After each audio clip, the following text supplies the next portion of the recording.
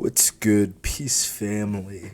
So I'm doing book reviews. I already have a rather loose list of books I plan to read, so I'm not taking recommendations at the moment. However, once I get through my list and hopefully improve my reading speed a bit, then I'll likely be open to paid sponsorships for your books. At the end of the day, I'll still be honest.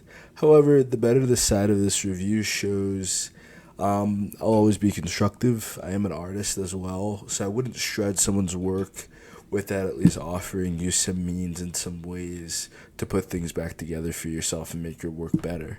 So I'm doing this right now because I'm also doing a weekly book challenge. I want to read at least 52 books this year, basically one book a week. I thought, I low-key had to cheat because I didn't think I was going to finish my first book in time. So I ended up actually reading two books in 1 week. However, one book was about 57 pages, so it didn't take that long to finish. The real champion in all of this is my patience with other people and whatever sorts of issues they might be enduring. In both these books, I saw a commonality, but a distinct difference that's very purposeful. The first book is by Elaine Walker, More Than a Beautiful Face, an urban fiction novelette about four different characters revolving around a father out of touch with the dangers of his life or the sheltered life of his daughter. A weird dynamic, but it plays out in an interesting way, and it paired very well with The Perfect Crime by Jean Baudrillard. Hopefully I'm saying that right. An existential apotheosis of the theft of reality, a very intense, radical perspective of how modern society functions and how the lives of great majority of consumers are completely disconnected from life. He has his own beliefs, but it's a good read for sure. Now, first book. More Than a Beautiful Place is my bad. More Than a Beautiful Face is primarily about Sharonda, a wealthy young black woman living a great life. As it seems, it seems that way, but it's like the entire lifestyle is paid basically by a legal underground cannabis farm. You have three other characters who add different layers of perspectives to this operation. Also, one of the perspectives is a young man who's looking to fly straight but doesn't want to go to college. I could relate. I didn't feel like this book needed four different perspectives because of its length. It was built up over another. If it was built up over another 2K to about 5,000 words, maybe creating like a full-fledged novel from this and even doubling the length. Not a sequel, but I feel like the story needs a more developed plot. The book feels like you're going over the shoulder blind date with each character, but you're not really getting to know who they truly are unless they are purposely telling you through exposition. And it takes away like halfway through the book for the father guy, the dude, to admit that he's a drug dealer to the audience. So I wouldn't like really rely upon them telling you anything. It adds to this because the parents have to live this two-faced lifestyle of being like these public vanguards, but in their private lives like are filled with skeletons and a major scandal. Then they have this daughter character that's the byproduct of this fakeness, but the fakeness is her entire known reality. While the parents know they're living a ruse, attempting to play characters within their own lives, the daughter is authentically herself and has little choice else because she's the glue holding the entire story together.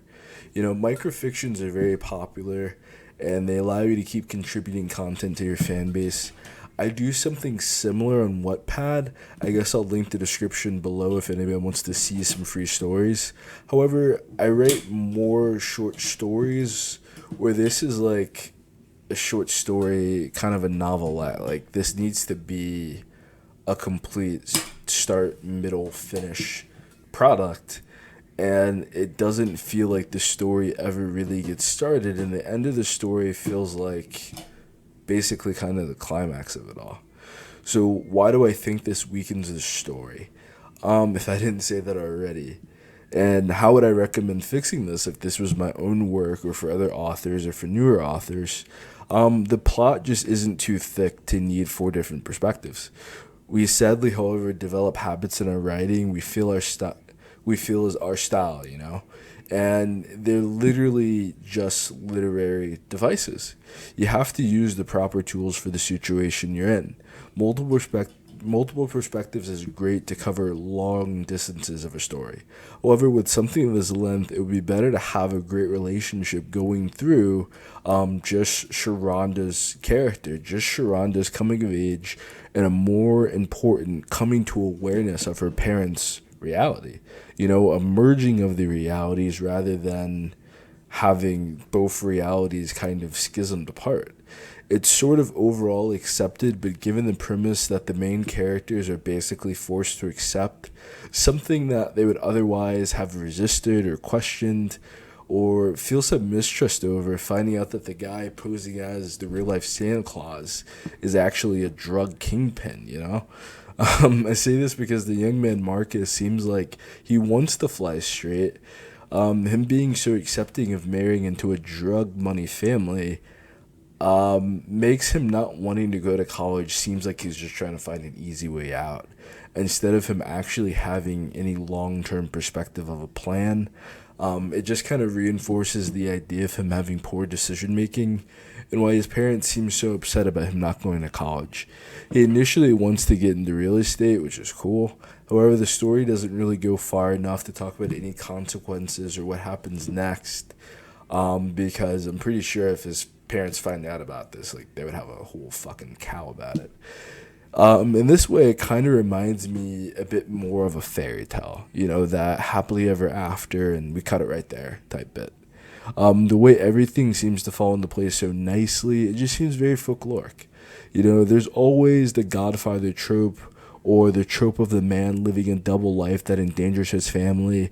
I would have liked to see any of these characters a bit more fleshed out, or to have been the single focus of the story entirely.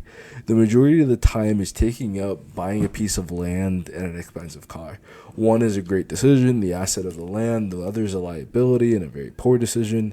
It's a good mind movie for people who need to see images of black wealth, the middle class, or alternative pathways for young black people.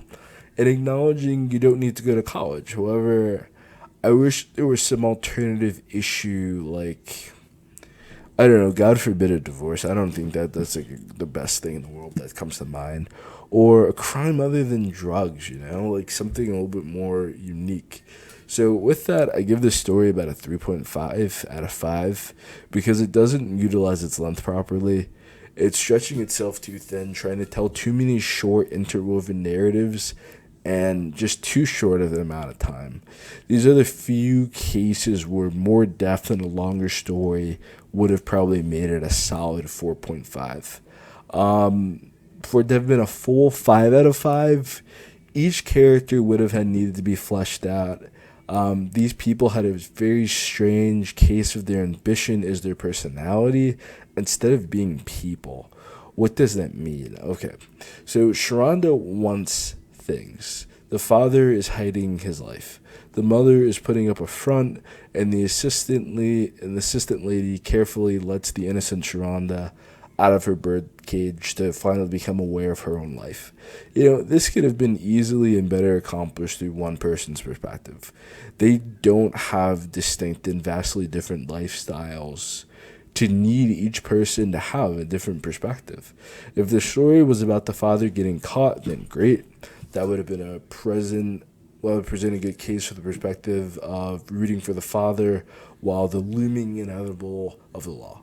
While seeing the character actively putting pieces together to solve the case and confront the father. I guess it would make a little bit more sense to the author who wrote it, but it could have been brought out a bit better. I'm actually not going to be doing any half grades on this show. Just because it makes things a little bit more stringent and a little bit more tougher on myself to give good perspective of why I feel the way that I do. So my final rating would sadly be a 3 out of 5, which and it's not really sadly, you know, it's an average story. It's not good, it's not bad, it's a great read. I'm glad I read it. It was a quick read. It's perfect for people who commute or people that have downtime at work that don't want to just sit around watching movies or YouTube. I would, however, like to see the next time the author deals with this type of scenario, hopefully a bit more creatively.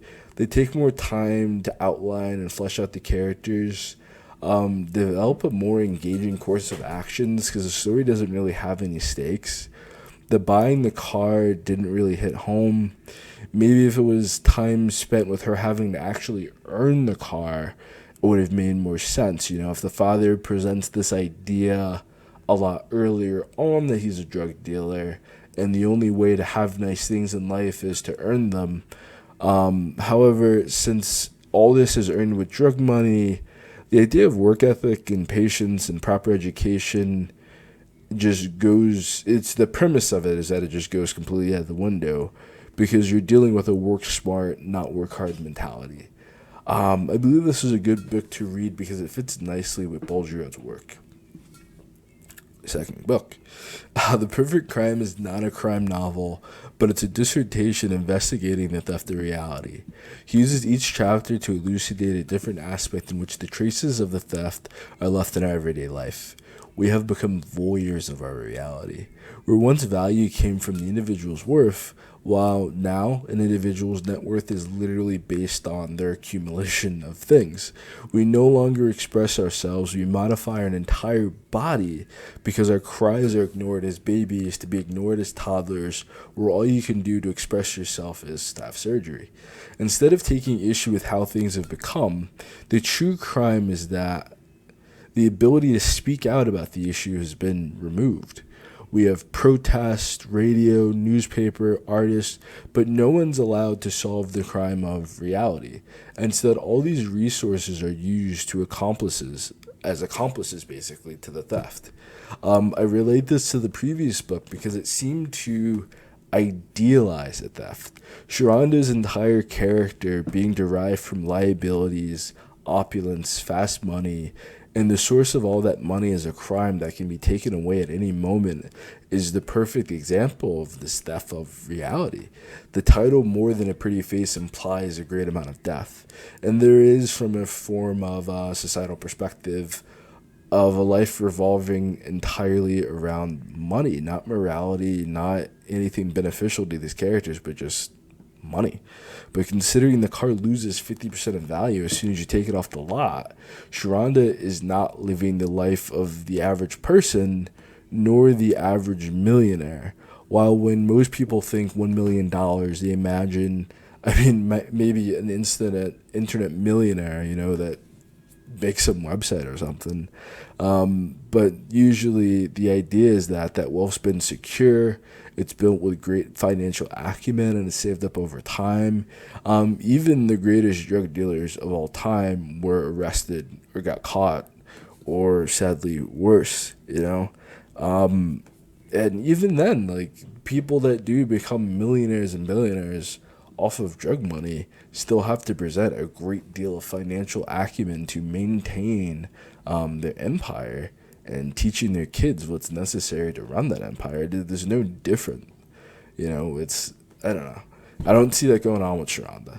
The reality is that people can become millionaires, and we should be using books, movies, TV, schools, and public spaces to teach people about money and how to live wealthy. However, wealthy is the reality of a great security built over time and with mastery. The mirror image or the alteration is riches, being able to enjoy the good life for a short while and accepting the consequences thereafter, like retiring without enough money, but you got to enjoy your 20s to your 40s. The whole society has adopted a premise in full awareness something has been stolen. Our lives are committed to worshiping the theft, laughing at the theft, and we're taught how to live after the death of reality. However, there is an utter feeling and an utter refusal to discuss the theft. Why the theft happened? Where is the reality? If it was murdered or stolen, where is it? And are we absolutely forbidden for holding the guilt? I'm sorry. And we're absolutely forbidden from holding the guilty accountable. Instead, they're taught to worship the accused and let them continue the theft of reality. In this sense, it lives suspicion reality. I'm sorry, let me gather my thoughts for a second. In this sense, it lives as a suspicion of reality has been stolen, but all the true ruse is making one psychological permissive to the idea reality has been killed. Basically making you think that society is gone, making you think that reality doesn't exist, that reality might very well still be, it is very well still present and alive. It is very well still the exact same life that we're all living, but we're taught that it's been stolen. We're taught that God is dead. As Baudrillard discusses in The New Victim Order, the world is being directed in a way in which any act but solving the problem is tolerable. Any action but morality is applauded, and any belief but a belief in the theft or a belief in God are acceptable. We're creating a society that would not be able to stand against things such as slavery, usury, media manipulation, or corrupt politicians because people are no longer being taught that it's necessary, let alone that it's possible, doable, required, or beneficial to fight back against the corruption, to fight back against poor wages. They're just being taught to accept it. Instead, purposely well-intended people are raising a nation of victimhood to rally a war against the alleged and the accused. However, the accused are not the ones who stole reality. Instead, we only persecute those speaking the truth, and we celebrate anyone who perpetuates the lie. What I mean by that is basically we're creating a subclass of victims who are very well aware that reality has been stolen, but that victimhood class is being created by those who stole reality. So instead of these victims being against those who stole reality, these victim people are working with the people that stole reality against the people living in reality, trying to make the most out of their life. And anytime someone speaks out about that, they're murdered, they disappear, some shit like that. It's crazy, man. People talk about the Matrix, but this book perfectly illustrates and describes the Matrix, and Illuminati confirmed, bro. Like, for real. Psych, no. But it reveals to me that the Matrix is cultural, the Matrix is mental, and the Matrix is indeed acted out physically, but it seems to be a preconceived paradigm, leading a person to spend their lives in voluntary servitude to endlessly pursue for everything outside themselves. Not sorry, folks, but it's time that we have that real talk. I would rate The Perfect Crime a 4 out of 5, but it's also a very different book than the former. It is difficult to read, Perhaps a 4, maybe a better rating, but in raw content alone, this is a must-read book for anyone upset with the state of the world, especially for people wondering how and why humanity finds itself constantly in the midst of war, collusion, corruption, and manipulation.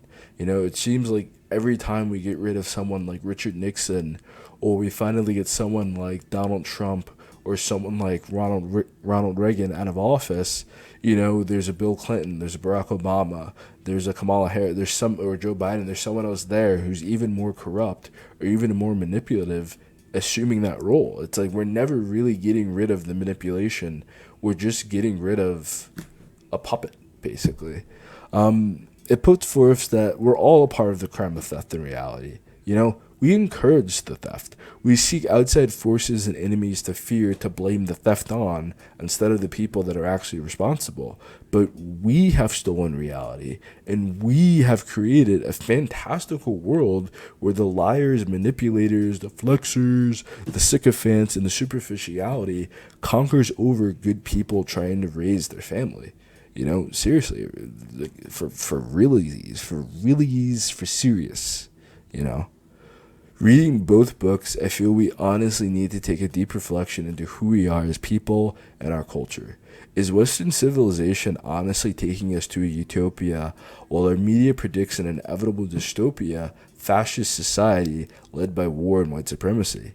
Maybe the reality that was stolen was we can stop the dystopia at any second. Maybe simply rejecting the fake culture for reality may save all of our lives. Who knows? Who knows, man? Thanks for joining me, and keep it real by giving a like, subscribe, and if you can share this video to Facebook, Twitter, and wherever you escape reality into social media, that'll be much appreciated. I am author Daryl Omar. Thank you for your time, and good night.